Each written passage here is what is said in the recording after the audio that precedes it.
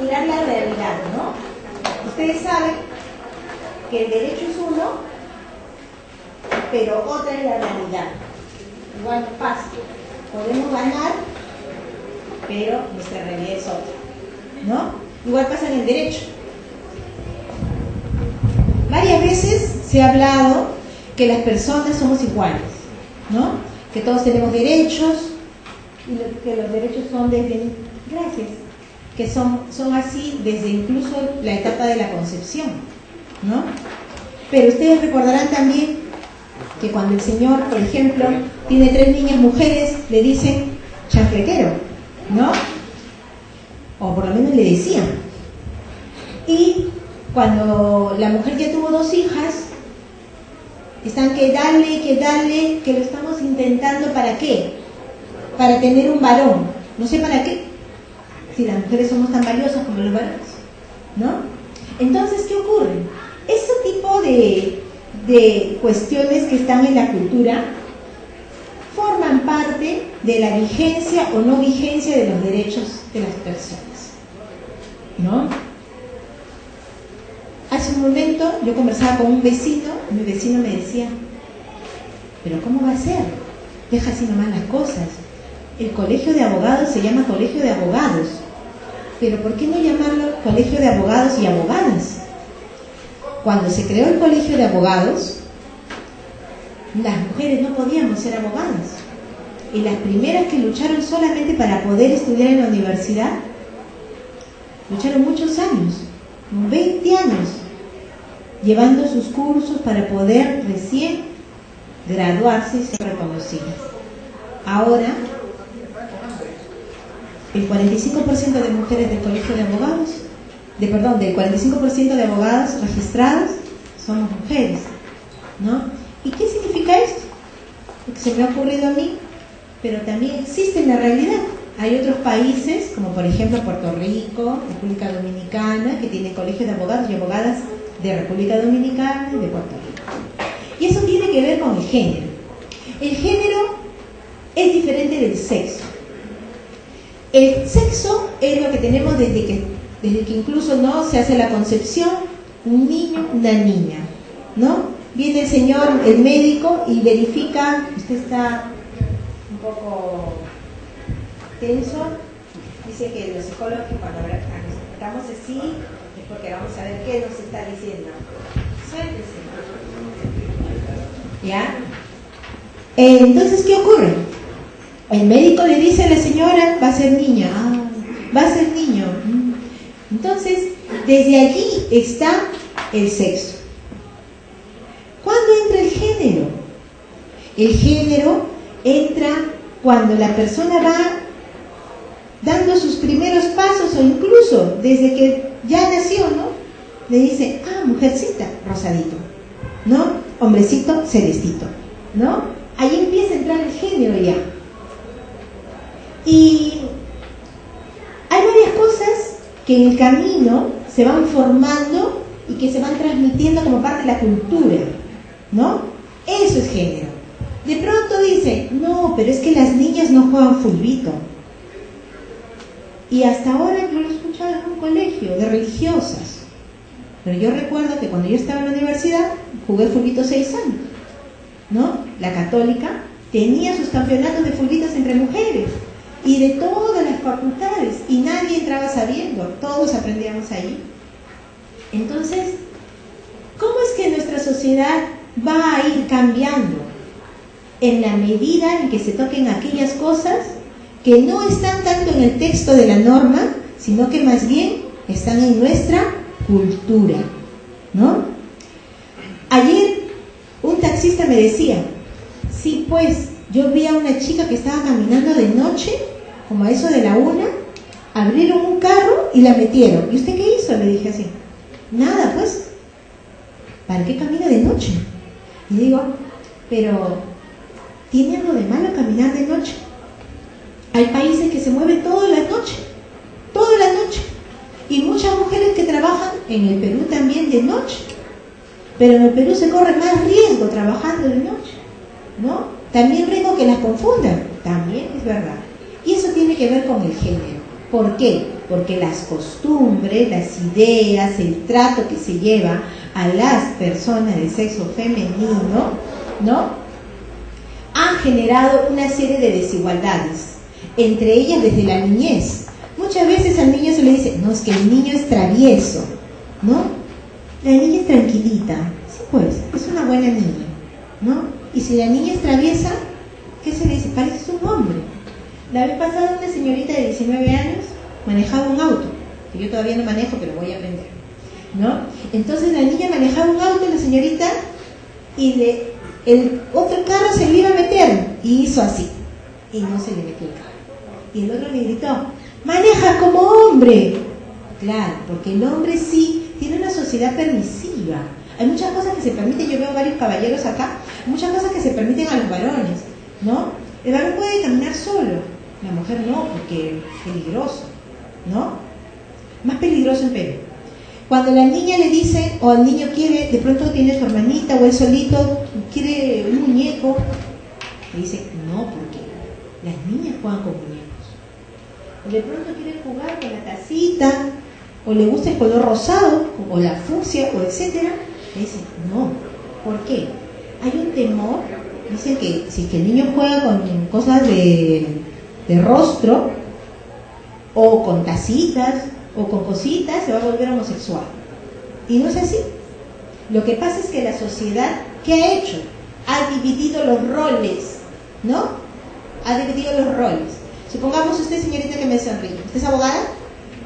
No es abogada. No importa, pero... es que la sociedad ha dividido los roles.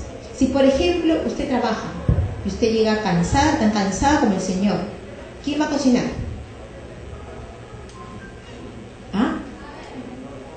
¿Quién? ¿Ambos son capaces de cocinar? Si, por ejemplo, nace el bebito, ¿no?, y el papá está intentando cargarlo, ¿no?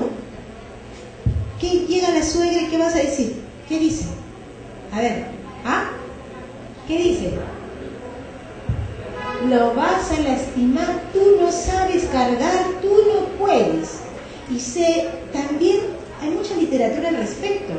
El varón castrado en habilidades, en afectividad, que también puede realizar. Por ejemplo, conversar con su bebito que ha nacido recién, ¿no? Conversar. A veces hay papás que hacen así, ¿no? Y entonces, al hacerle así, pretende que se calme, pero a lo mejor el niño lo que quiere es que le hablen igual como le habla su mamá o otra persona, ¿no? ¿Se dan cuenta? Ese tipo de cosas se llama castración en la literatura feminista. Pero la verdad que aunque no se hablara de la castración en literatura feminista, lo real es que desde niños también a los varones se les viene quitando una serie de posibilidades de afectividad, ¿no? Los varones son dificultosos de abrazar. Las mujeres son más fáciles de llorar. El varón como que no debe llorar. Si se cae y le duele, ¿por qué no va a llorar? ¿No? ¿O por qué no se va a quejar? ¿Va a dejar de ser varón? ¿O va a ser menos fuerte dirigiendo una familia? La sociedad dice que tiene que ser fuerte. ¿Para qué? Porque él va a representar a la familia. Pero eso era con el Código Civil de 36, ¿recordarán? Y antes del 52, ¿no es cierto? Pero ahora, felizmente, debemos vivir en esta época, ¿no? Pero todavía falta mucho por hacer. En esta época, ambos tienen la obligación de dirigir el hogar de la mejor manera, ¿no es cierto? Eso en una familia tradicional, que no por decir tradicional sea antiguo o sea deba de ser dejado de lado, ¿no? Una familia donde hay un papá, una mamá y unos hijos, o un papá y una mamá que forman una familia, una persona, dos personas que forman una familia, ¿no? Pero también puede haber una familia monoparental. Usted, por ejemplo, puede tener hijos. ¿Tiene hijos? Ya, yo no sé por eso pregunto. ¿Cuántos hijos tiene? 2 hijos. ¿Qué edad tienen sus hijos? 17, 16, son seguidos. ¿Eso tiene ventajas? Sí tiene ventajas. ¿Tiene desventajas? También tiene desventajas. Por ejemplo, a ver, supongamos que el señor viviera solo con sus hijos. ¿Qué sería para usted lo más importante que tuvieran que tener sus hijos? Y además de la alimentación, cuidado. alimentación, cuidado. ¿Qué otra cosa más? ¿Qué nos falta a los chicos de 16 y 17 años? Los límites. Son felices cuando les ponen límites. Viene, la fiesta dura hasta las 3. No sé. No, la fiesta puede durar hasta las 3, pero a las 2 yo te estoy recogiendo. ¿Está bien? Los límites. ¿Qué nos falta como sociedad, como papás? Aprender a establecer límites. No es que yo me paro de cabeza y digo, ya, bueno, entonces a mí me parece a las 10 y a las 10. No es así. Hay que dialogar también, hay que escuchar, hay que observar para poder establecer los límites. ¿Ya? Ahora, la diferencia de cuidado, la diferencia de los juegos, la diferencia de las posibilidades, de las oportunidades entre mujeres y varones es lo que se llama el género. Ahora, las políticas públicas actualmente van hacia superar esas situaciones de desigualdad o de inequidad, ¿no? ¿Por qué? Supongamos que se ha comprobado que en una determinada localidad son más las mujeres que son jefas de hogar, pero a la vez en esa localidad los trabajos que hay se los pagan más a los varones que a las mujeres. Cuando va a trabajar una mujer y hace el mismo trabajo, la Constitución no prima, sino que se da un pago menor a la mujer. Eso sucede, por ejemplo, en zonas selváticas en el Perú, ¿no? También por una cuestión de género, ¿qué se puede hacer como gobierno municipal o gobierno nacional? Se trata de que más mujeres sean incorporadas al trabajo. Puede ocurrir que, por ejemplo, ¿no?, hay una mayor cantidad de plazas y esas plazas generalmente son cubiertas por varones. Pero si se sabe que la mayor cantidad son jefas de familia, entonces se debe intentar que la mayor cantidad de mujeres se incorporen, porque eso ¿qué va a significar? El Fondo Monetario Internacional ha señalado que si una mujer genera un ingreso, ese ingreso va a ir directamente vinculado a su familia. En cambio, si un varón genera un ingreso, no necesariamente está vinculado al desarrollo de su familia. ¿Por qué es esto? Porque, bueno, toda esta enseñanza, ¿no?, que las mujeres son más protectoras de su familia, más protectoras de sus hijos, etcétera, se plasma en la práctica. Cuando, por ejemplo, en las minas del centro, los varones cobran sus ingresos, se gastan en distintas cosas y no van directamente hacia la familia, hacia su familia. O sea, por eso sucede que, por ejemplo, mucha gente dice, se gasta la plata tomando, ¿no? Puede ser que entre el grupo de nosotros no sea así, pero sí sucede. Y es importante tener la referencia, ¿no? Bien, yo hoy día quería hablarles de varias cosas que tienen vinculación con género, orientación sexual y algunas cosas que han señalado la Corte Interamericana. Yo tengo poco tiempo porque yo pensé que empezábamos más temprano, pero no sabía que a esta hora era la clase. Bien.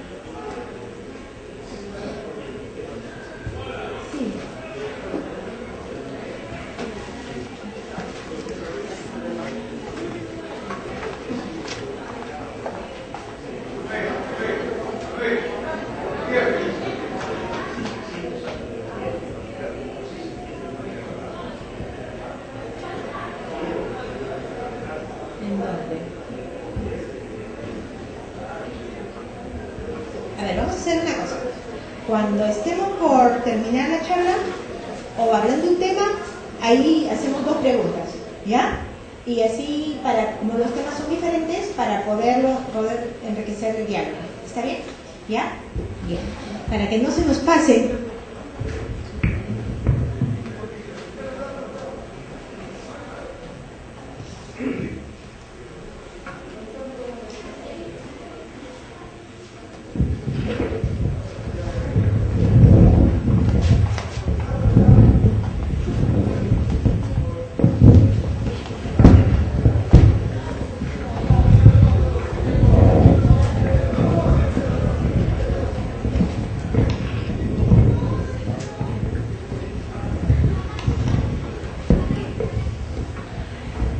entre lo que es, hemos hecho una distinción entre lo que es sexo y género.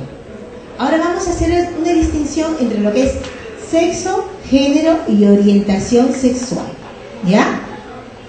Y eso lo vamos a hacer a partir del proyecto de ley que una vez pudimos conversar en la Comisión de Género de acá del Colegio de Abogados.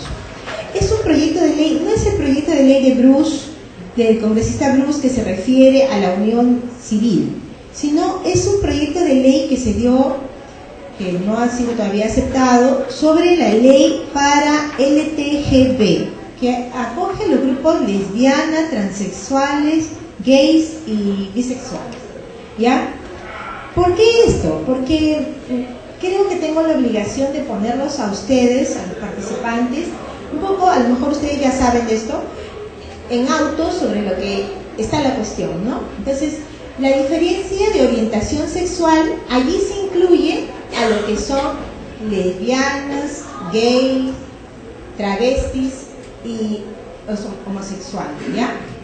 ¿Por qué es esto? Porque cuando hablamos de género, generalmente algunos confunden con orientación sexual y no debe ser así. Esto lo voy a hacer antes de entrar al tema de la sentencia del caso Atala de la Corte Interamericana sobre homosexualismo, ¿ya? Entonces, en este proyecto de ley, la Comisión de Género del Colegio de Abogados hizo varias observaciones, ¿no? ¿Por qué? Porque muchas veces, bajo la, entre comillas, discriminación, simplemente se quiere igualar lo que no es igual. Por ejemplo, cuando se dice las personas tienen derecho a trabajar, efectivamente todos tienen derecho a trabajar, pero los derechos tienen límites, ¿no es cierto? Entonces, los límites pueden ser dados por la seguridad, por la libertad de otras personas, etc. Por ejemplo, alguien tiene un derecho a la libertad religiosa, pero no puede pasear desnudo por acá, por el Colegio de Abogados. ¿Se dan cuenta? Alguien tiene derecho a la información, pero tampoco puede informar sobre los derechos, sobre lo que es la seguridad nacional, ¿no? Son límites. Ahora, cuando por ejemplo se habla de estas personas que tienen una orientación sexual, hay algunos límites que son importantes establecer. Supongamos que una persona que es homosexual, lesbiana, travesti o etcétera, quisiera trabajar en un centro educativo.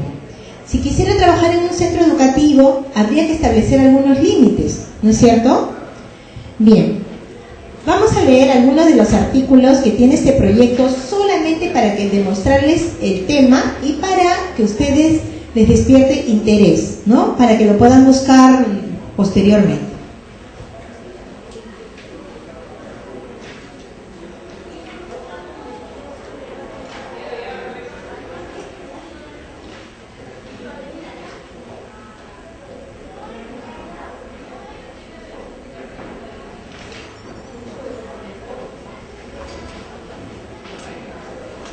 A ver, en el Perú se ha planteado el reconocimiento de las uniones sexuales entre personas del mismo sexo por un proyecto de ley desde el año 2003. La congresista Marta Moyano presentó el proyecto de ley denominado Ley que establece las uniones civiles entre parejas del mismo sexo.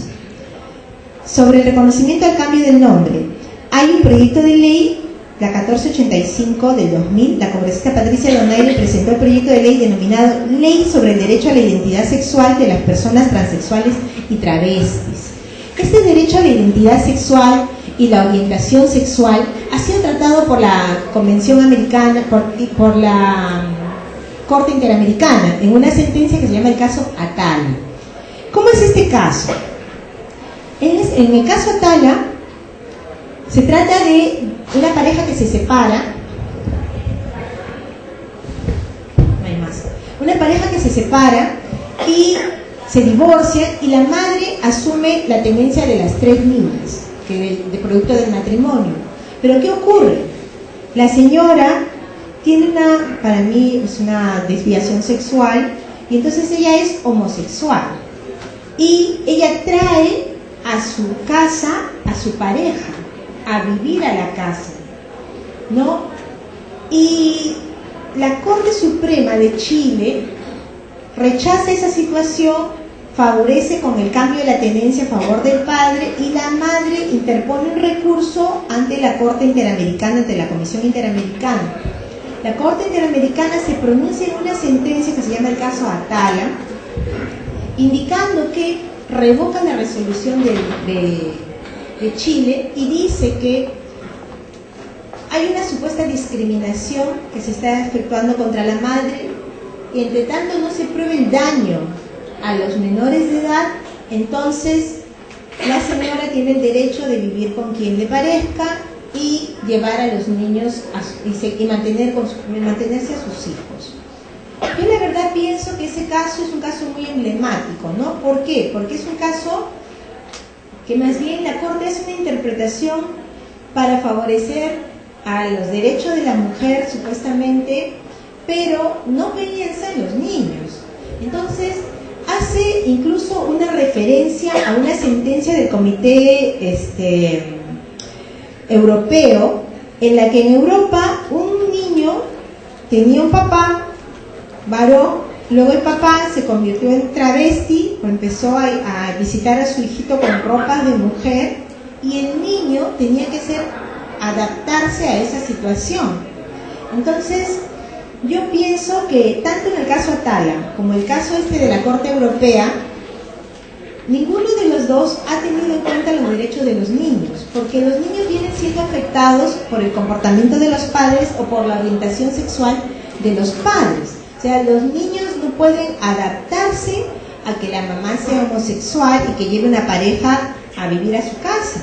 Y tampoco los niños tienen que adaptarse a un régimen de visitas donde el papá se va convirtiendo en transexual y cambia de sexo, ¿no? Ese tipo de interpretación, también aquello de que no hace daño lo que no se concretiza, o que el daño no existe mientras no se concretice, también es media una falacia.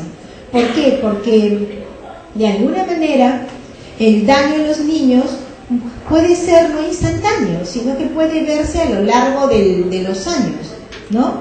Entonces, esta sentencia que hace la Corte Interamericana, por lo menos en mi caso yo pienso que ha afectado, si bien se trata de proteger lo que es la vida de la mujer y por ello, digamos, la orientación sexual en el caso de la señora, también hay que tener en cuenta las otras personas que están implicadas en el asunto, ¿no? Entonces, el avance puede ser de reconocerles identidad, ¿no? Identidad sí, porque son personas, pero ver que no se dañen los derechos de otras personas, porque los niños no tuvieron ningún tipo de defensa ante la Corte Interamericana, ni tampoco tuvieron la defensa ante la Corte del Comité Europeo, ¿no? Entonces, eso sí debe hacerse.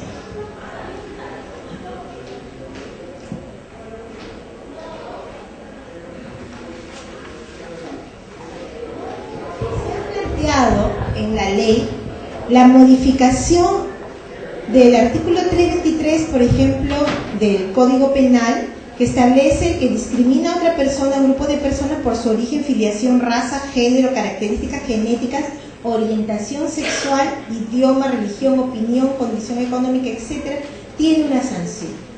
También a mí me sorprendió, por ejemplo, en la comisión, saber que hay como 30 distritos que han dado normas, ¿no? Ordenanzas protegiendo esta no discriminación. Pero hay que entender que en la práctica esta no discriminación no puede ser una cosa simplemente abierta, ¿no? No es que de pronto no van a tener ningún tipo de restricción, no es así, porque tampoco nosotros podemos aceptar como personas, aceptar que pronto se haga una marcha en donde haya desmanes o se pongan dos personas a besarse en la puerta de los colegios o cosas de esa naturaleza, ¿no? Hay límites que hay que establecer. Por eso es que es importante dar la norma, no la norma del congresista Bruce, dejémosla aparte, pero una norma que establezca límites. Porque si la norma no establece límites, simplemente vamos a tener que dejar cada caso a que se resuelva, sabe Dios cuándo, que demore 5 años, etcétera, mientras la situación problemática se mantiene. Entonces, este es uno de los temas que tiene que ver con género y orientación sexual, ¿no? El tema de las leyes que se vienen dando para favorecer o no a determinadas personas por su situación sexual, ¿no? Su orientación sexual. Eso probablemente nosotros como país no lo veamos tan cercano, pero hay otros países en los que ya se están presentando los problemas. Es como el caso de la tecnología, ¿no? Nosotros somos un país tercermundista con poca tecnología todavía, pero los problemas de la tecnología ya lo vamos a empezar a vivir. En Europa ya hay jurisprudencia sobre tecnología, sobre el daño que han hecho las antenas todo lo que es tecnología. Pero acá en Perú todavía no lo conocemos mucho. ¿Por qué? Porque nuestra tecnología todavía es disminuida, ¿no? Pero cuando nosotros entremos a estos temas vamos a encontrar más y más cosas. Yo, de verdad, me quedé sorprendida con la sentencia del caso Atala, porque pienso que la Corte Interamericana se ha pronunciado varias veces en favor de los derechos de los niños y no se puede esperar que el daño se concretice. ¿Se dan cuenta? Porque si el daño se concretiza, ya es muy difícil superar el daño, ¿no? A eso me refiero.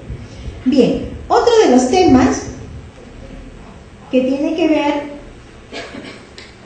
con lo que es género es el pleno casatorio de la Corte Suprema, el tercer pleno casatorio en materia de divorcio y separación de hecho. ¿Y por qué tiene que ver con lo que es género? Porque justamente cuando nos referimos al género, nos estamos refiriendo a las formas, costumbres, metodologías, trato, etcétera, que dañan los derechos de las mujeres, ¿no? Entonces, ¿qué ocurre? Durante mucho tiempo la Administración de Justicia tenía interpretaciones que dañaban los derechos de las mujeres, como cuáles, por ejemplo. Veamos el artículo 333 del Código Civil, que se refiere a las causales de divorcio. En el 333, ¿qué encontramos? Segundo punto, por violencia, ¿no? Física, psicológica. Se hablaba antes de la sevicia, ahora se habla de la violencia. Pero aunque se haya cambiado el nombre, se mantenía el contenido restrictivo. ¿Por qué? Se decía en la resolución, por ejemplo, tengo una resolución del 2002 de la Sala de Familia, que decía lo siguiente: para que haya la causal de violencia y de divorcio, tenía que ser grave y reiterativo. ¿Qué es grave y reiterativo? Significa que si el señor le jala el pelo todos los días o le insulta todos los días, pero no es una cosa grave, entonces nunca se va a configurar la causal de divorcio, ¿se dan cuenta? ¿No? Bien, ese grave y reiterativo estuvo muy vigente en la jurisprudencia durante bastante tiempo. Esto ha venido cambiando, pero indudablemente las personas que acceden a la Administración de Justicia y que buscan tutela jurisdiccional efectiva se encuentran con estos prejuicios o esta forma de interpretar la norma de manera restrictiva. ¿Qué significa esto? Si por ejemplo el adulterio, alguien quiere interponer una demanda por adulterio, de pronto la probanza es sumamente difícil, ¿no? La interpretación también ha dicho que el adulterio tiene que ser comprobado por relaciones sexuales entre el esposo o la esposa, ¿no? Y si es que no se comprueban las relaciones sexuales, ya sea con un video o con otra forma, no hay. Pero el señor o la señora puede ser que se estén besando todos los días, que paseen por la cuadra, por la calle donde vive la persona, que va a visitar al niño y se pone con la pareja allí sentada, y sin embargo eso no es adulterio, ¿no? Porque para la interpretación es una interpretación de género que afecta al género femenino, porque para probar se hace más difícil, es una interpretación que daña, ¿no es cierto? Entonces, en esa interpretación nadie comete adulterio, ¿no?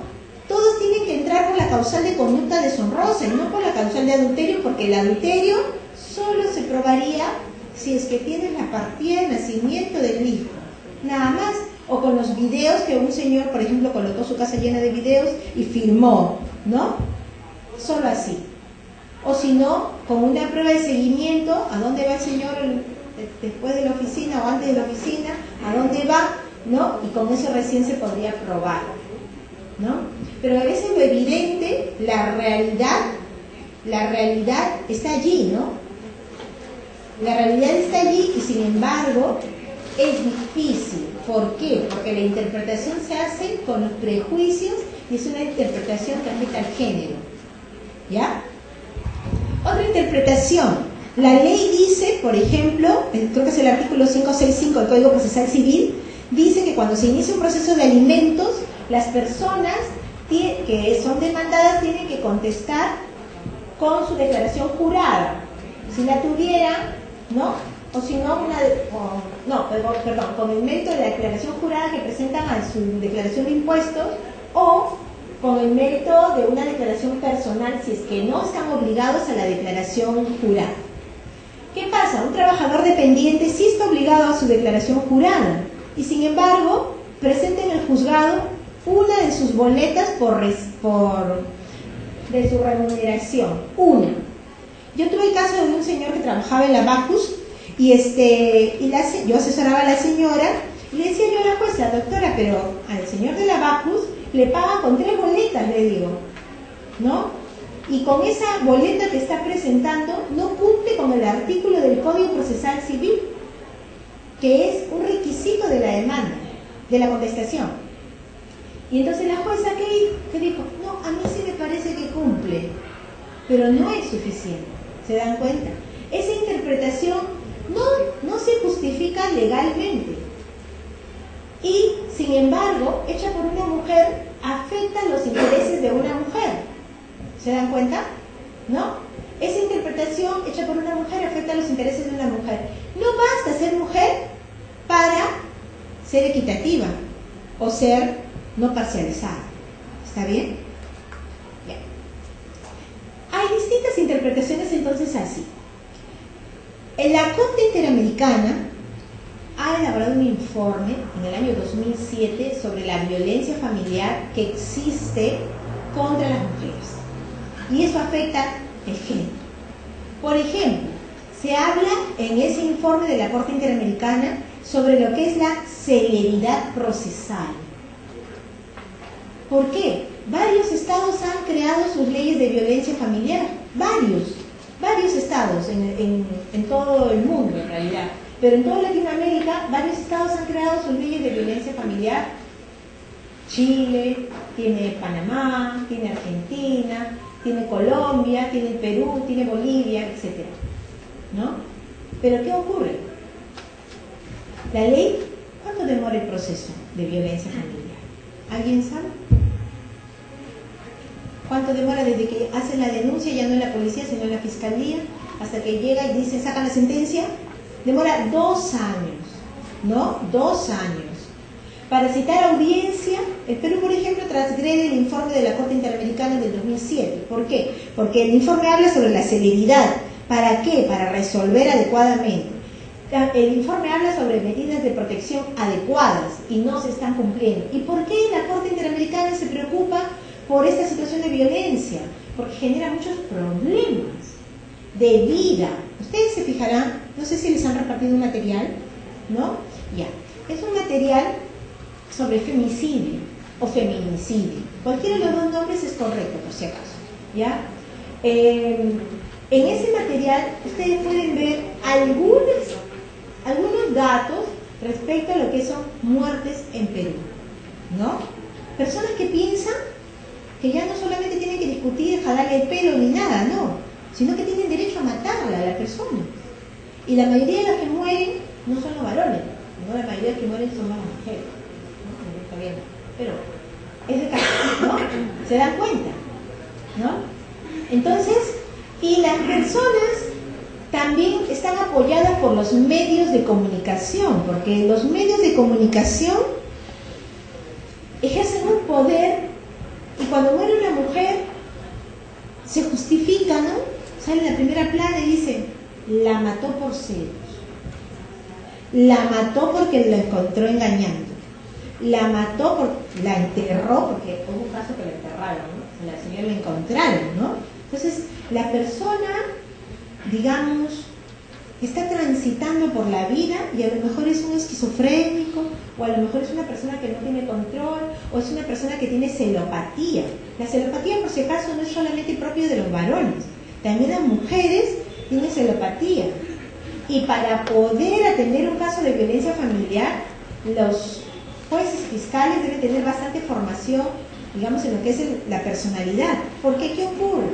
Las personas, digamos, supongamos, alguien declara, ¿no?, en la fiscalía, una señora, y dice, él ya no me toca. Hace como 3 años, que no sé qué, que esto, que el otro. Cuando declara eso, la fiscal tiene que ir pensando, ¿no? Diciendo, a lo mejor esta señora, la violencia que está denunciando, es en realidad un problema que ella tiene de celos. ¿Formados cuándo? A veces no necesariamente los celos se forman en la relación de pareja. A veces los celos se forman antes. ¿Cuándo antes? Habría que, por ejemplo, mirar, ¿no? Esta es la niña o este es el niño, ¿no? O el adulto, ¿no? Este es el adulto y la adulta. Ir retrocediendo en el tiempo y ver cuándo se formaron sus celos. Y esos celos, ¿saben?, tienen el efecto después. Y los celos son la inseguridad que tiene la persona, porque cuando uno se casa, cuando uno tiene una pareja, etc., no va a estar persiguiendo a la persona a todas partes, ni va a estar buscándole en los bolsillos, ni nada de eso, ¿no? La relación se basa en la confianza, ¿no? La confianza, por si acaso, no es hacerse la tonta, ¿no? Mucha gente dice, tú no ves, tú no sabes, ¿no? Eso no es así, ¿no? Pero entonces, ¿qué pasa? ¿Dónde empiezan entonces los celos? Ese niñito, esa niñita, que de pronto ve a su papá o a su tío, que le saca la vuelta a la tía, o al papá, que discuten, etcétera, o la mamá, que tiene otra pareja, que tiene otra persona, que le dice no, le dice tío, o le dice tía, etcétera. Entonces el niño va captando, la niña también. ¿Qué es lo primero que capta? No capta solamente que el papá le engaña a la mamá, o que la mamá le engaña al papá, etcétera. O tú no le digas a tu mamá, este es nuestro secreto, etcétera. Tú no sé qué tonterías que le dicen a los niños, y los niños como que tienen que aguantar todo, ¿no? Y los niños tienen que aguantar todo. Los niños tienen que ser felices haciendo cosas que son útiles para su desarrollo, ¿no? Entonces, el niño está allí y el niño va captando, va mirando como la vecina o el vecino le engaña, etcétera, el abuelo, el tío, ¿no? Y se genera una inseguridad. La inseguridad está allí, metida, ¿no? Si no fuéramos tan inseguros, nunca haríamos esa separación de patrimonios al comenzar el matrimonio. Nunca. Porque se entiende que las personas que se aman quieren compartir todo, ¿no? ¿Qué será el dinero si te voy a cuidar? ¿No? Imagínense, es una hora que te cuiden, una hora o lo que sea, es invaluable. Pero, ¿qué ocurre? Y se presentan los celos. Se presenta a veces desde los enamoramientos, ¿no? Las personas están allí, pero pareciera que no ven, ¿no? Lo que pasa es que yo te quiero solo para mí, dice, ¿no? Mentira. Lo que pasa es que no quiere que la persona conozca a nadie más, ¿no? Y que a lo mejor sí, pues no va a ser para ti, porque conoce a otras personas, ¿no? O cuando tú tengas un hijo, ya no vas a trabajar, ¿no? Porque en el trabajo también se conoce gente, ¿no? Esa es la inseguridad, ese es el gran reto. Ahora, cuando los chicos tienen 20 años, 18 diría yo, ya están, como dicen, listos, o sea, formados en su psiquis de sus seguridades, de sus inseguridades, ¿no? Entonces entran a una relación de pareja con sus inseguridades y sus seguridades, ¿no? Esa es la celopatía. Y eso es lo que está generando un montón de muertes. Además, la gente se cree que tiene además propiedad respecto de la persona. Sí, dígame. Más alto, diga para todos. Hay que considerar también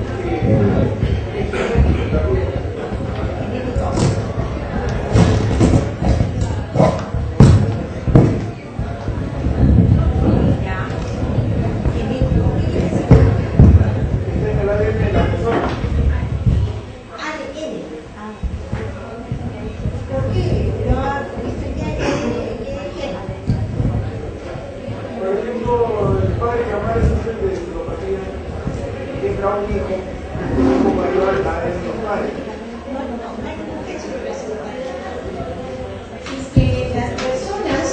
digamos, se dan cuenta de sus errores, ¿no? De la celopatía que dice usted, que arruinó su vida de pareja, etcétera, y tienen un hijo, el hijo deberían formarlo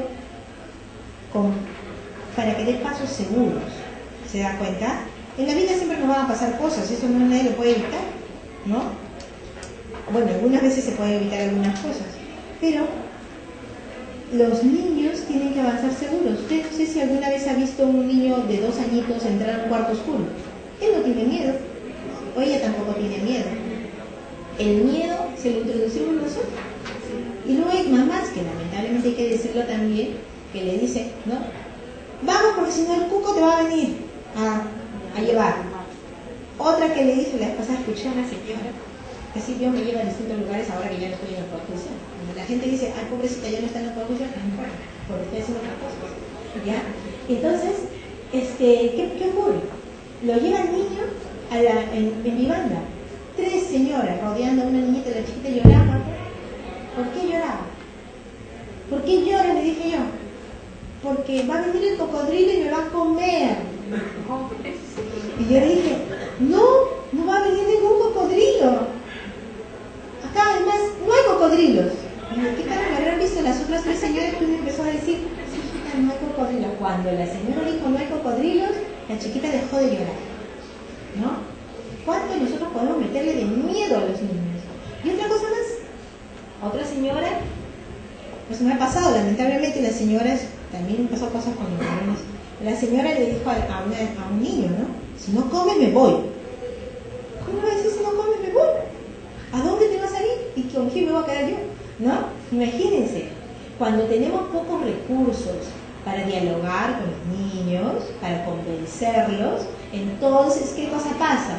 Recurrimos a los otros recursos, que son los recursos de autoridad. ¿Se dan cuenta? Del miedo. Y formamos a gente muy miedosa, ¿no? Que a lo mejor pueden ser abogados, lo que sea, pero tienen miedo. Y no es heredado.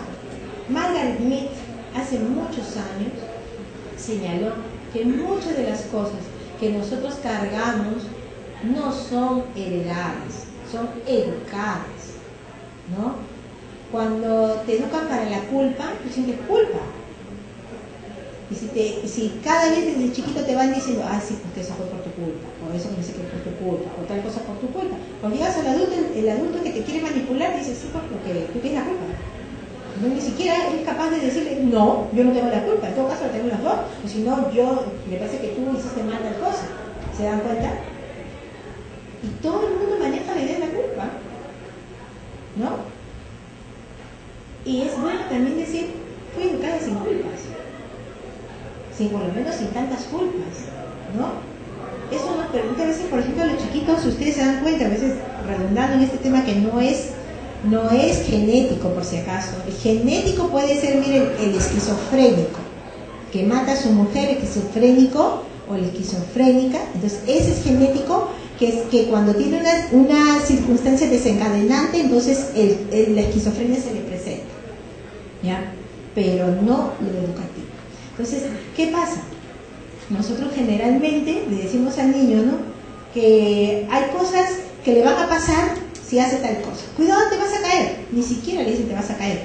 Te puedes caer. No le dicen te puedes caer. Le dicen te vas a caer, ¿no? Ustedes alguna vez, creo que varios hemos admirado cómo algunas veces, bueno, ahorita quizás nos han ganado el partido, ¿no? ¿Saben por qué Argentina no va? ¿Ah? ¿Saben por qué? Cuando, por ejemplo, la chica del boli se tira al piso, la grandota de 1,80 m se queda ahí estática, ¿no? ¿Saben por qué es? Por la autoestima, ¿no? Y también por su habilidad, por su formación. ¿Qué ocurre? Nosotros vamos chancando a la gente con la autoestima, ¿no? Te va a pasar tal cosa, no lo hagas, no sé qué, no sé cuánto, ¿no? Al niño, en vez de decirle, bueno, haz tal cosa, pero con cuidado, ¿no? Fíjate tal cosa, ¿no? Me voy a meter a tal trabajo, pero te puede pasar tal cosa, mejor no vayas, ¿no? Los peruanos somos muchos del no, los reyes del no se puede, ¿no? Yo creo que si el lunes voy y trato de juntar mis 3.500 firmas, mucha gente me va a decir, ay doctora, ¿cómo va a conseguir 3.500 firmas en 10 días? Bueno, no sé, a lo mejor si lo intento, puedo saber si lo puedo conseguir o si no lo puedo conseguir, porque si no lo intento nunca voy a saberlo, ¿no? A lo mejor dentro de 2 años voy a decir, yo quería ser decana, pero bueno, ¿no? ¿Se dan cuenta? Entonces, en la vida hay que hacer, intentar las cosas. Así nos pasa siempre. Nos pasa en el fútbol, nos pasa en todas partes. No podemos nosotros pensar que por ejemplo Guerrero, ¿no? Llegó al partido, en el partido anterior, le pegaron duro, pero él debió saber que le iban a pegar, ¿no? ¿Por qué? Porque es así. Las competencias pueden ser así, ¿no? Igual pasa a nosotros en nuestra vida. No es genético. La mayoría de las cosas son de índole educativo. ¿Qué pasa con la educación? ¿Qué pasa si es que un niño, por ejemplo, tiene un problema? Generalmente en su colegio. ¿Qué dicen cuando el niño tiene problema en el colegio? El bullying, por ejemplo. Dicen, lo que pasa es que como tiene sus padres separados, entonces el niño tiene un problema. Sí, probablemente tiene un problema, ¿no?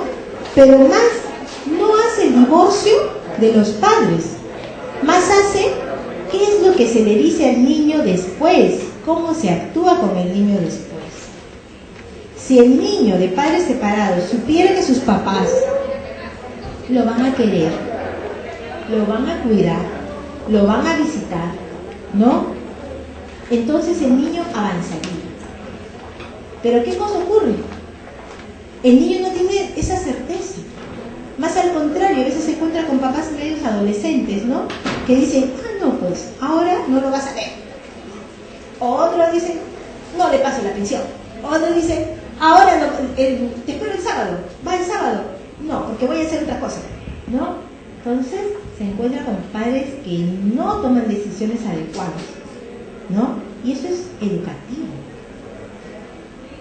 La vida de pareja es una, la vida como padres es otra, ¿no? Ahora, nadie puede visitar a su hijo si no le pasa la pensión alimenticia, ¿no? No se puede visitar una calaverita, ¿no? Entonces, qué importante es, ¿ya? Porque no es social, no es genético, ¿ya? Mucha gente dice, bueno, es genético. Ahora, sí es verdad que, por ejemplo, para que mejore la situación del femicidio o feminicidio, es importante que se haga, por ejemplo, un censo de parejas, ¿no? Un censo de parejas, no tanto un censo nacional para saber cuántos son, ni nada, cuántos convivientes hay, cuántos viven en matrimonio, no, sino más bien un censo de parejas para saber, digamos, cómo son las conductas de las personas, como un censo de salud, ¿no? No es tanto los problemas que les pasan a la gente lo grave. Lo grave es que las personas no quieran solucionarlo o que no avancen con sus problemas. Los niños no sufren tanto si los padres están separados, reitero, ¿no? Más sufren porque la mamá se la pasa todo el día llorando y dice, ay, sí, que no tengo esto, ay, sí, que cuando tu papá estaba pasaba tal cosa, etcétera, etcétera, ¿no? Ustedes se van a encontrar con varios niños que son hijos de mamás, que las mamás son personas muy fuertes, que luchan todos los días, etcétera, que el chico sale muy bien, ¿no? Entonces, esa es la actitud. Cambia la actitud, los niños avanzan, ¿no? El niño no es pañuelo de lágrimas de los padres, ni de la madre ni del padre, no puede serlo. Entonces, más todavía le metemos la dificultad, ay, que como tú eres mujercita hay cosas que no puedes hacer, hay cosas que no puedes hacer. Imagínense, si eso siguiera así con ese ritmo, ¿qué pasaría? Estaríamos viviendo como en el 1800, ¿no? ¿De verdad? Estaríamos viviendo igual. Felizmente que no vivimos así, ¿no? Ya. Bueno, sigamos con otro tema. ¿Y qué hora es ya? 8:20. 8:20, ya. Y 24.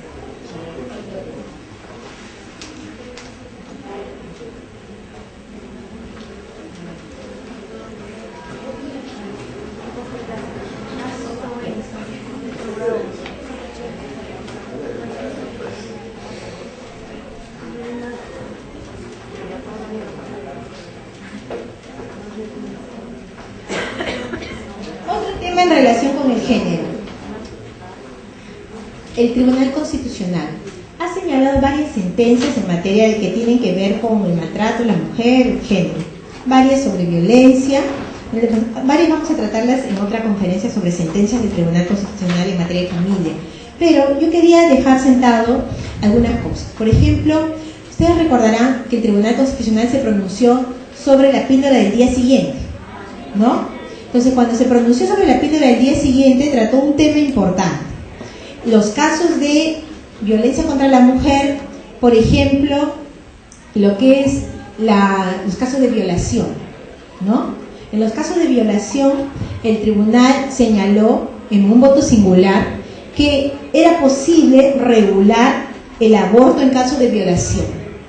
Ahorita nosotros todavía tenemos una norma que sanciona, es verdad, con una pena mínima, pero los casos de violación. Nadie le dice a una chica violada ni a una mujer violada que puede abortar, que puede usar la píldora del día siguiente. Y pasa que, por ejemplo, nuestros periódicos se llenan de noticias que dicen así: niña dio a luz, el niño está bien. Yo digo, no nos debe importar solo el niño gestado, ¿se dan cuenta? También nos interesa la niña que está obligada a gestar. ¿Por qué? Porque nadie... ¿Ah? Imagínense, yo pienso que debería de permitirse el aborto en caso de violación, ¿no? Hay países que han discutido mucho este tema, que no se están enredando solamente en la unión sexual, en la unión civil, ¿no? Sino ver también cómo sienten las personas que han sido vulneradas en su dignidad, en su pudor, etcétera, ¿no? Entonces, eso es importante. Hay una sentencia de la píldora del día siguiente en la que el tribunal señala ese extremo. Otro tema que tiene que ver con lo que es género es el aborto terapéutico. El aborto terapéutico también es un tema, es una situación difícil cuando se atenta contra la salud de la mujer o está en riesgo la salud de la mujer, ya sea física o psicológica. Es importante darnos cuenta que existe la posibilidad de, digamos, abortar, ¿no? Yo soy defensor de los derechos de los niños, pero me doy cuenta, un ratito ya,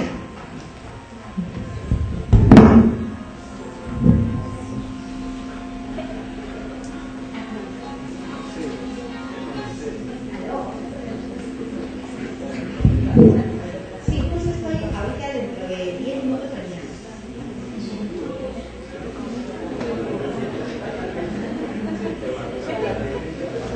¿Qué te conviene, tía? Dime. ¿Ya? Ah, claro, muy bien, va juntos. Ya, perfecto. Te llamo, ya nos vemos. Ya, chao. A ver, entonces, qué importante el diálogo, ¿no? Todos somos papás, mamás. Entonces, es importante también dialogar con nuestros hijos y ayudarlos a que salgan adelante. Bueno, entonces, ahora ya podemos hablar un poquitito más tranquila de lo que les quería hablar. Esta es la sentencia de la píldora del día siguiente. Es la sentencia 7435 del 2006. ¿Ya? 7435 del 2006. Sí, 7435 del 2006. Acá dice, la sentencia es del 13 de noviembre del 2006, pero no es a la fecha de publicación, ¿no? Bien. 13. Ahora, les decía, respecto al aborto terapéutico, se ha señalado durante varios gobiernos, ¿no? El Código Penal lo establece, pero se ha señalado durante varios gobiernos que se requiere un protocolo para que se pueda producir este aborto terapéutico o se pueda dar el permiso. Hace unos años se presentó el caso de una joven menor de edad que estaba gestando un niño y se enteró que el niño era anencefálico, o sea, no tenía cerebro, ¿no?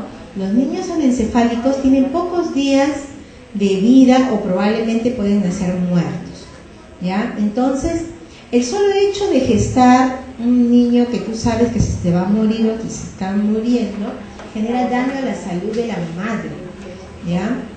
En algunos casos, como en este caso, en otro caso se presentó también que la madre era una chiquilla también, se había caído y tenía un daño a la columna y entonces tenía que operarse porque, y si no se operaba, entonces ella no iba a poder recuperar su columna. Entonces se plantearon los dos casos sobre aborto terapéutico. Los dos casos el Perú ha sido sancionado porque no se dieron la autorización. En el caso del caso de la primera chica, ella presentó el problema, el médico del hospital Loaiza le dijo: tienes que operarte, tienes que hacerte el aborto. Ella fue a la fecha que le señalaron y el médico le dijo: necesitamos la autorización del director de la clínica.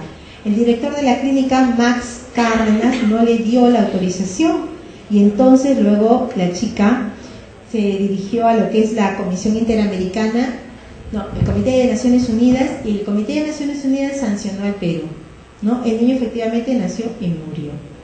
Ahora, han habido casos en otros países en los que las mujeres han querido tener a sus hijos, aunque sea un ratito, verlos y bueno, igualito se les ha muerto, ¿no? Es una opción por lo menos de carácter personal, pero debe permitirse, ¿no? Debe darse esa posibilidad. De acuerdo al Código Penal, el aborto terapéutico a todo el mundo nos enseña que está establecido, pero en la práctica es una forma más de violar los derechos de las mujeres. ¿Por qué? Porque se trata de casos extremos. Tampoco no es que le van a dar la autorización del aborto terapéutico a una persona que no esté pasando por una situación de salud difícil, ya sea psicológica o física, ¿no? Ese es otro de los temas pendientes también de regulación. En Argentina el año pasado se dieron todas las normas, todos los protocolos para lo que es el aborto terapéutico, ¿no? Entonces, en el Perú, el ministro anterior de Salud estuvo dando largas y largas y hasta ahora no se da ningún tipo de regulación para lo que es los protocolos del aborto terapéutico, ¿no? Yo estaba tratando este tema y me fui por otro tema. El tema es, ¿alguna pregunta sobre aborto terapéutico? Sí.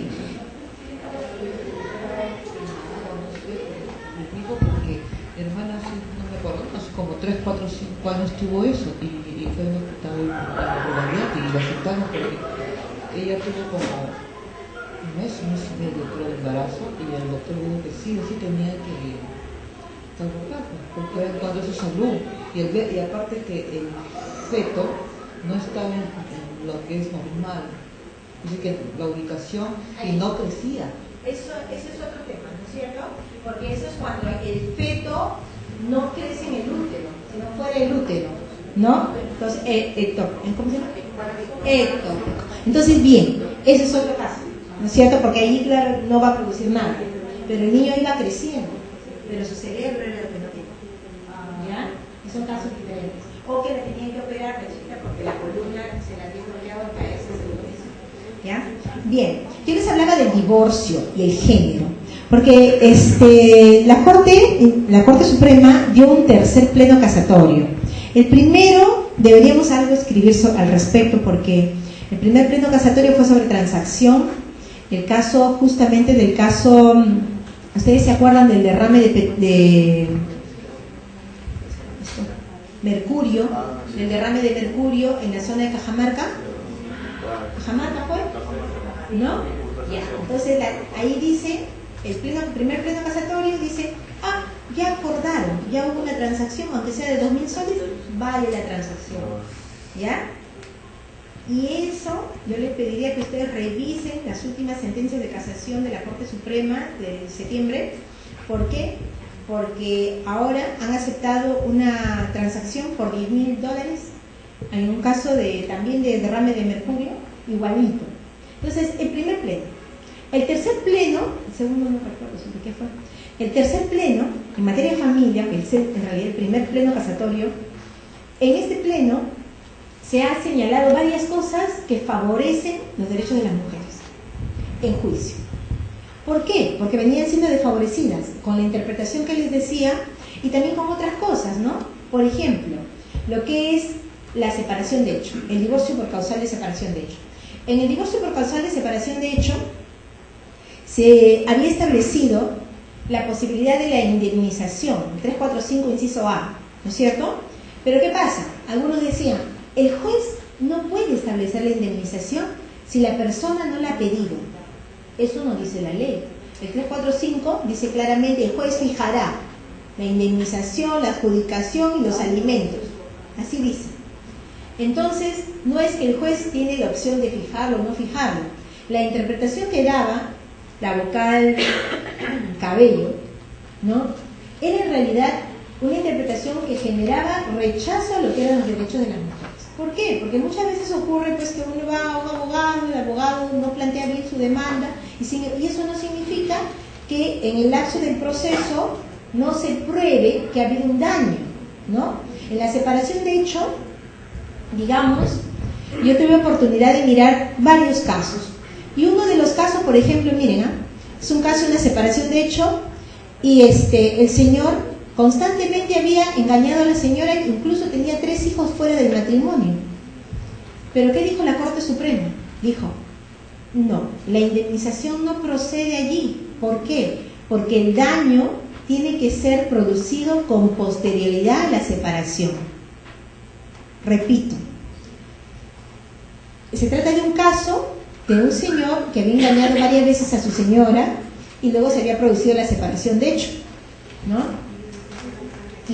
Yo fijo una indemnización y la Corte Suprema dice que no procede la indemnización que se ha fijado. ¿Por qué? Porque el daño no se ha producido como consecuencia de la separación, sino se ha producido antes, ¿no? ¿Cuándo se había producido? Porque el hombre la engañaba mientras vivían juntos, ¿no? Cuando ya se separaron, no se produjo ningún daño posterior. ¿Se dan cuenta? Ya. Con esa ley, con esa sentencia que interpretó así, entonces yo empecé a preguntar en las audiencias si es que había habido algún daño como consecuencia de la separación. ¿Por qué? Porque ya la Suprema tenía un norte, ¿no es cierto? Entonces había que averiguar si es que había algún daño como consecuencia de la separación, porque si no, no se podía fijar indemnización. Entonces se preguntaba ahí, ¿usted qué día se separó? Tal fecha. Ya está. A partir de allí, ¿el señor pasó alimentos? No, no pasó alimentos. ¿O sí pasó alimentos? A partir de allí, ¿usted tuvo algunas enfermedades o no tuvo algunas enfermedades como consecuencia de atender a sus hijos, etcétera, etcétera? Sí, tuve las enfermedades. ¿Usted sufrió algún problema como consecuencia de la separación? ¿No? Y eso era lo que se entendía para fijar la indemnización. Las indemnizaciones han sido de distinta índole, algunas muy chiquititas, etcétera, ¿no? Pero, procesalmente hablando, también había otro filtro. El filtro que indicaba la doctora que les mencioné, que decía, si las personas no han pedido vía reconvención, procesalmente hablando, vía reconvención, la indemnización, o no la han pedido al momento de la demanda, el juez no debe fijarla. Y se rechazaban esos extremos de las sentencias. Pero luego, como dicen, la realidad también a veces es más apabulladora, ¿no? Es más fuerte la realidad. Y en este caso se dictó el tercer pleno casatorio, un caso que llegó a la Corte Suprema de un señor que, el caso es de Puno, la sentencia es 4664-Puno, pleno casatorio, fue publicada el 13 de mayo del 2011. Entonces, en esa sentencia, ¿qué se dice? Se dice que deben haber un trato diferente por tratarse de temas de familia. Uno de los aspectos importantísimos de esta sentencia es establecer pleno casatorio como precedente vinculante, el que se flexibilicen los principios procesales. ¿Como cuáles? Los principios de preclusión procesal, por ejemplo. En ese principio nada más, por la preclusión procesal, un juez puede otorgarte derechos o negarte derechos. ¿Cuándo, por ejemplo? Supongamos que uno encontró la prueba del adulterio o encontró la prueba o no presentó las copias del expediente de alimentos al proceso de separación de hecho. No lo presentó oportunamente. pasó la audiencia, ¿no? Con esa flexibilización del principio de preclusión, ¿qué significa? Que se puede presentar incluso antes de la sentencia, ¿no? La flexibilización del principio de preclusión. ¿Qué pasa si la señora no apeló dentro de los días que tiene señalado? ¿Podrá apelar? Sí puede apelar. ¿Por qué? Porque se ha ordenado, se flexibiliza en materia de familia, violencia, divorcio, tenencia, en todos esos casos, el principio de preclusión. El principio de congruencia, igual, también. Puede ser que al momento de la interposición de la demanda y al momento de la contestación no se señaló el pedido de la indemnización. Y un juez que va a decir, no lo señalaron en la demanda, no señalaron en la contestación, entonces no digo nada. No, porque el principio de congruencia flexibilizado nos permite incluso señalar la indemnización porque se está flexibilizando lo que antes sería incongruente porque no está ni en la demanda ni en la contestación, ¿no? Y eso dice el pleno casatorio. Ya, yo se los voy a leer solamente la parte esa porque son como 50 hojas, ¿ya? De esto debería yo sacar un libro, pero ya el libro, ojalá que salga pronto. A veces no alcanza ni el tiempo ni el dinero. A ver, una separación de hecho, ya, clase pleno casatorio. Y aquí está. Primer precedente vinculante. Dice, en los procesos de familia, como en los de alimentos, divorcio, violencia, los jueces tienen obligaciones y facultades tuitivas. Por eso que debería ser más amplio ese ¿cómo se llama? Ese papelito para la calificación. Tienen facultades tuitivas y se flexibilizan los principios y normas procesales sobre iniciativa de parte, congruencia, formalidad, eventualidad, preclusión, acumulación de pretensiones, entre otros, en razón de las responsabilidades constitucionales sobre protección de la familia y promoción del matrimonio, la naturaleza de los conflictos que deben solucionar derivados de las relaciones sociales, familiares e interpersonales. Este es uno de los precedentes vinculantes, porque dice más cosas. La protección especial al niño, al adolescente, a la madre, etcétera, ¿no? Bien. Dice además, el derecho reconocido en el artículo 345, inciso A, es irrenunciable, pues está referido a una obligación constitucional del Estado, de la sociedad y de la parte ofensora. Por ello, no se puede renunciar a la indemnización, porque si el daño está probado, procede la indemnización. Allí también, en esta sentencia pleno casatorio, la Corte Suprema hace toda una apreciación sobre lo que es el daño moral y el daño material. Y entonces, qué importante, digamos, ¿no? ¿Por qué? Porque ahora la Judicatura de Familia está obligada a hacer esta valoración de los daños. Puede ser que el daño haya sido, supongamos, ¿qué pasa con la columna de una mamá que todos los días tiene que bajar el edificio con la mochila de su hija? ¿Ustedes creen que no se malogra? ¿No se daña? Se daña, ¿no? Mientras el papá da el dinero o no lo da, a lo mejor así del dinero que dé, nunca se va a valorizar porque la columna se daña. Y se daña para siempre, no se daña para un día o para dos, ¿no? O por ejemplo, ¿no? De pronto hay personas que sufren muchos problemas, por ejemplo, los alimentos, ¿no? El juicio de alimentos en el Perú, dicen algunos que es rápido, ¿no? Aquí ni es rápida ni la medida cautelar, lamentablemente, ¿no? Cuando la medida cautelar para dictarla, para el oficio, etcétera, para las copias, parece un mundo, parece, ¿no? Hasta se enojan los secretarios, los jueces, todo el mundo se enoja porque les pide las cosas que deben cumplir. Entonces, ese proceso que es tan agobiante, que somete a la persona, a las mujeres en su mayoría de los casos, al proceso de alimentos, ¿no? Genera inestabilidad emocional. Esa inestabilidad más emocional debe ser valorada si es que se pide el divorcio, ¿no? Entonces eso es lo que dice esa sentencia, y eso es una sentencia pro género. Ahora, digamos, una cosa es que lo diga la sentencia y otra cosa es que se aplique en la realidad, ¿no? Muchas veces, en mi caso, yo tengo que adjuntar toda la copia, toda la sentencia o el precedente vinculante, pidiendo nada más precedente vinculante, precedente vinculante. ¿Qué pasa si, por ejemplo, una persona llega a una audiencia de violencia familiar y llega atrasada? ¿No? Ya no puede pasar, ¿no? Pero por el pleno casatorio debería poder pasar. ¿Por qué? Porque acá lo que nos interesa son los problemas familiares. La persona debería poder pasar a la audiencia para resolver el problema familiar. Muchas veces pasa, bueno, yo me encontré con una judicatura, unas señoras que, por ejemplo, ¿no? Se les dice, el señor no ha pagado el colegio desde marzo y estábamos en julio. Ah, pero eso no es violencia, doctora. Eso es alimentos. Alimentos lo vemos acá.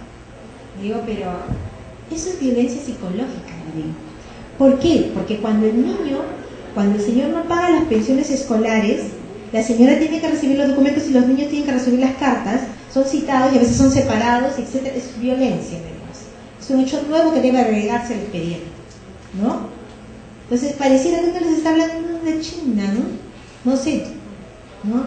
Felizmente mi capacidad de razonar no me la quita mi título de juez, ¿no? El razonamiento, la lucha que tienen que hacer muchas veces los abogadas por hacerse respetar y por decir las cosas que tienen que decir y por defender lo que es lo correcto, ¿no? La interpretación no puede ser cualquier cosa. Una cosa que va contra el género, por ejemplo, y contra la solución de los problemas. Porque no puede ser posible que, por ejemplo, el Código del Niño y del Adolescente diga que las audiencias, el proceso único, diga, se puede suspender una audiencia máximo 3 días. ¿Qué quiere decir? Estamos en una audiencia y yo puedo suspenderla para hoy, para mañana, para pasado, pero no para de aquí a 2 meses o 3 meses. O como la vez pasada una jueza me dijo, nos toca marzo, según mi agenda. Digo, doctora, por favor, aplique el 172 del Código del Niño y del Adolescente. ¿Ya? Y el secretario le dijo, sí, doctora, hay un 172 que dice que son 3 días. ¿Ya? ¿De qué se trataba? Estaba suspendiendo para tomar la declaración de los niños. Y me estaba diciendo que en marzo iba a tomar la declaración y estábamos en julio. Entonces, como escuchó el secretario que decía el 172, entonces, bueno, haciendo una excepción, será en septiembre. ¿No? Y yo no, la gente a mí me escucha y la gente dirá, no, tiene una gran imaginación o tiene una gran vida porque ¿cómo es que capta tanto un problema, otro problema le va pasando? ¿No? Hoy día me han dicho que, por ejemplo, ¿no? ¿Qué está pasando? Claro, que es contra los abogados, ¿no? Que los citan, dicen una hora los penalistas y terminan saliendo a las 7 de la noche del penal, algo así, que se demoran las audiencias. Sí, eso no puede ser. Miren, entonces, ese tipo de interpretaciones de las normas afectan al género. No puede seguirse diciendo que tenemos una ley de violencia familiar, ¿no? O tenemos una ley, una convención de Belén do Pará y tenemos una serie de normas, ¿no? Con varios objetivos de política nacional y sin embargo en lo concreto los derechos no se dan, ¿no? No puede seguir siendo posible que una madre, ¿no?, la regresen a su casa. ¿Dónde se va a regresar? A veces el hospital queda lejísimo, ¿no? La regresan y ya en el cerro le viene el hijo y sin ningún tipo de posibilidad de atención, ¿no? Eso no puede seguir pasando. Eso pasa. Eso atenta contra la salud. Me hace recordar una sentencia del Tribunal Constitucional que también se dio cuando la señora ya se había muerto. Y no porque el tribunal tenga la culpa, porque yo no quiero defender a ninguno de los que están en el tribunal, pero no se tiene la culpa en ese caso. Se dio la sentencia del Tribunal Constitucional, pero ¿qué pasó? La señora tenía VIH y no estaba en el rubro de los protegidos con el VIH. ¿Por qué? Porque la medicina gratuita se la daban a los que son niños o a los que son ancianos y a las mujeres no les daban. Entonces, ella planteó su acción de amparo y lógicamente pensó, como debería ser, que las primera sentencia o la medida cautelar debería proteger su derecho, ¿no? Porque su vida estaba en juego. ¿Qué mayor derecho fundamental que su vida, ¿no? Pero tuvo que llegar hasta el Tribunal Constitucional, su proceso de amparo. Cuando ustedes digan qué bien esa sentencia que se dictó en el Tribunal Constitucional, por favor, piensen en la cantidad de años que han tenido que pasar para que la persona, en los casos que le declaran fundada la demanda, ¿no?, tenga que ver reconocido su derecho, ¿no? No tiene que pasar todos esos años. La próxima vez que venga vamos a hablar sobre el caso de la familia ensamblada, ¿ya? Vamos a hablar sobre el caso de la familia ensamblada y cómo allí se habla de los hermanos, los afines, etcétera, y como un juez de primera instancia, juez civil, dijo, como no hay nada regulado sobre los hermanastros, sobre los hijos afines, entonces yo no otorgo ningún derecho, ¿no? Se olvidó de la Constitución, se olvidó de todo, ¿no? Tenía que emitir un pronunciamiento, ¿no? Entonces, esos son más o menos los casos que tienen que ver con lo que es género actualmente. Unas últimas cifras en los ingresos del trabajo de las mujeres como porcentaje de los varones. Ahí están. Las cifras no mienten en algunos casos, en otros casos sí mienten. Ahí están, ven, el mismo trabajo, menor remuneración, ¿no? Dice, discriminación a pueblos indígenas. Aparte que ahora la ley que salió, esa ley que es solamente para medir cómo es los que iban a participar cuando hubiera algún tipo de concesión minera, ¿no? Entonces esa ley que ha salido, ¿qué ha señalado? Que solamente los aborígenes, aquellos muy autóctonos, los que tienen una lengua aborigen, etcétera, etcétera, o sea, casi nadie son los que van a pasar por la consulta, ¿no? La consulta previa, ¿no? Entonces todos los otros demás, campesinos, comunidades campesinas, etcétera, ellos no están incluidos en la consulta previa. Es una forma de excluir un grupo social también, ¿no? Bien, discriminación a pueblos indígenas. Los pueblos indígenas son mayoría entre los pobres, concentrándose en la agricultura, sector informal, etc. En promedio presentan bajos logros educativos. Los trabajadores indígenas ganan en promedio la mitad que los no indígenas. Y entre el 25 y 50% de la diferencia salarial, o sea, ya los trabajadores de la zona indígena ya ganan menos. Pero dentro de su mismo grupo, las mujeres indígenas están en una peor situación por discriminación de género y étnica. O sea, por ser indígenas y por ser mujeres, ¿no? También hay muchas mujeres que realmente no merecen mucha protección, por si acaso. También hay mujeres que engañan a los varones, ¿no? Que les dicen, nos vamos a reconciliar. ¿Y qué cosa es una señora? Por ejemplo, al día siguiente le dijo, ¿a qué hora vas a salir a almorzar? Para mandarte al señor para que confirme la escritura pública de venta del auto. ¿Por qué la escritura pública de venta del auto? Ella es supervisora de autos y el otro firmó la escritura pública. Y le digo, ¿y tú por qué firmó la escritura pública de la venta de tu auto? Si yo no sé manejar, doctor. ¿Qué tiene que ver? Le digo, un auto en 2011 hizo firmar, ahora el auto lo vendió y no saben a quién se lo vendió. Sí, eso no es ¿cómo se llama? Nosotros a veces pensamos que toda la sociedad es buenas personas, todos son iguales, todo es así, no es así, ¿no? Entonces, en la judicatura, por ejemplo, desde que la persona está llegando, le está mascando su chicle, le importa un rábano, todo, no se da cuenta. No es que no se dé cuenta. Bueno, miren acá, dice, la desigualdad en los patrones de inserción laboral y la discriminación que sufren mujeres indígenas, afrodescendientes, jóvenes y discapacitados contribuye a reproducir la desigualdad social, la pobreza y la exclusión social. Cada uno de estos grupos se enfrenta a desventajas específicas que se potencian entre sí. Claro, una persona que no tiene educación, ¿cómo va a tener a sus hijos? Ni modo, pues, ¿no? Que si no tiene ingresos, ¿cómo va a ir a comprar las fresas para prepararle jugo de fresas? ¿O cómo va a prepararle la quinoa que cuesta 20 soles en el mercado? No es el colmo, ¿no es cierto? Entonces, una cosa debe ir a la par con la otra. Damos una ley de alimentación saludable, entonces tenemos que poner las cosas en el mercado donde cuesten mejor y la gente pueda consumir. Entonces, la idea es se van alimentando, se potencian entre sí y no salen del círculo de la pobreza, ¿no?